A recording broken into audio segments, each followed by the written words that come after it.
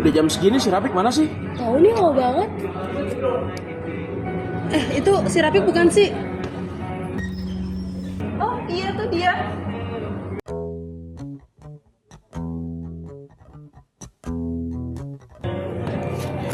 Aduh guys, sorry banget ya. Tadi macet, Cok. Lu lagi liat apa? Berita korupsi. Oh iya. Korupsi itu apa sih? Soalnya tuh akhir-akhir ini FYP gua korupsi mulu. Masa lu gak tau tentang korupsi sih? Korupsi itu adalah penyalahgunaan wewenang atau jabatan. Jadi intinya, ada seseorang yang dikasih kepercayaan buat mengelola sesuatu, tapi dia malah ngambil keuntungan buat dirinya sendiri. Betul banget tuh. Korupsi itu bentuknya macam-macam, mulai dari suap menyuap, nepotisme sampai penggelapan uang negara yang pastinya sih merugikan negara serta masyarakat. Tapi kira-kira tuh orang yang korupsi itu apa sih penyebabnya? Menurut gua sih faktor utamanya karena keserakahan dan lemahnya kontrol. Banyaknya orang yang udah punya jabatan lebih tinggi tapi pengen lebih kaya dengan cara instan. Iya, dan terus juga karena sistem pengawasan kita lemah. Coba aja kalau sistem pengawasannya ketat dan lebih transparan, orang bakal mikir 2 kali buat korupsi. Plus juga budaya bagi-bagi di masyarakat kita masih melekat.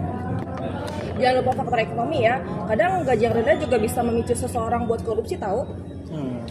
Tadi Siti bilang korupsi itu ada banyak macam-macam. Bisa dijelasin nggak jenis-jenisnya itu korupsi?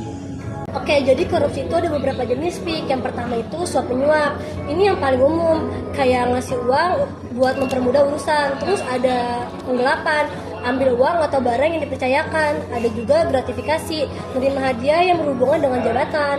Mau nambahin ya, Sid? Ada juga nepotisme. Nepotisme adalah dia yang lebih mengutamakan keluarga atau teman tanpa melihat kompetensi dari orang tersebut. Dan ada juga kolusi. Kolusi itu adalah kerjasama rahasia untuk mencapai keuntungan. Dan yang terakhir ada markup. Markup itu dia menaikkan harga proyek untuk diambil selisihnya. Wah, banyak banget ya jenis korupsi. Kalau dari segi hukum itu ada nggak sih pasal khusus yang tentang korupsi?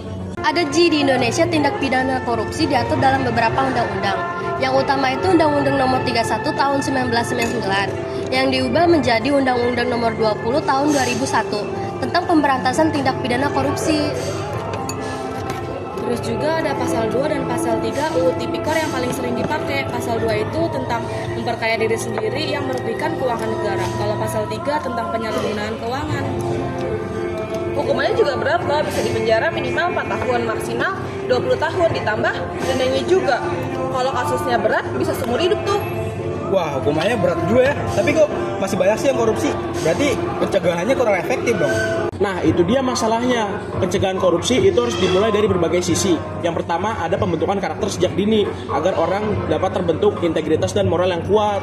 Betul tuh, Nung. Terus transparansi dalam pemerintahan juga penting banget. Semua proses harus terbuka buat publik. Jadi masyarakat bisa mengawasi kayak tender proyek, anggaran, semuanya harus terbuka. Teknologi juga bisa jadi solusi nih.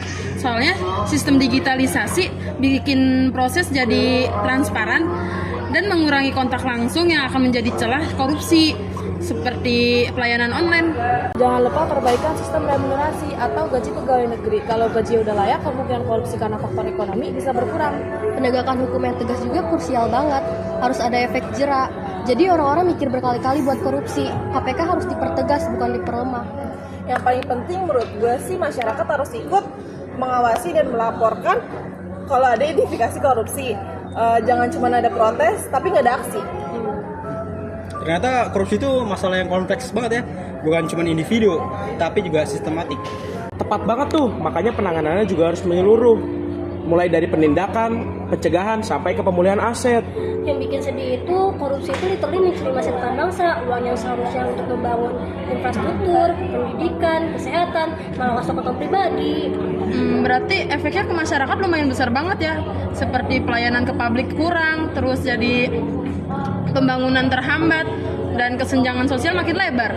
Makanya kita sebagai generasi muda harus komited banget sama anti korupsi. Dimulai dari hal kecil kayak gak nyogok polisi pas kena tilang dan gak nyuap pas mau bikin SIM. Setuju banget, integritas itu harus dimulai dari sendiri. Kalau kita konsisten dengan prinsip anti korupsi, insya Allah bisa jadi contoh buat yang lain. Yang penting kita harus edukasi tentang isu ini. Semakin banyak orang yang paham tentang bahayanya korupsi, semakin kuat perlawanan pada korupsi ini. Oke guys, gimana kalau kita buat komitmen bersama agar menjadi pemuda anti korupsi? Gimana? Setuju nggak? Setuju. Tos dulu buat Indonesia bebas korupsi. Dan semoga obrolan hari ini bisa jadi reminder buat kita semua ya. Yap, aksi lebih berarti daripada kata-kata. Mari kita wujudkan dalam kehidupan sehari-hari. Setuju, dari hal kecil tapi konsisten. Indonesia bersih, Indonesia maju. Amin. Semoga suara kita sebagai anak muda bisa bikin perubahan nyata. Perfect. Thank you banget ya guys sudah sharing obrolan yang sangat bermanfaat ini.